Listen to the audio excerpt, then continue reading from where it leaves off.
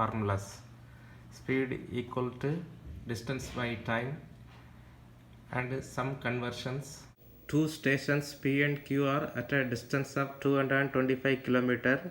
Train A starts running from station P and train B starts running from station Q respectively and meet each other after 3 hours.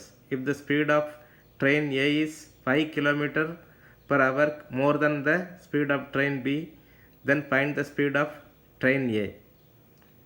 The answer is option B, 40 km per hour.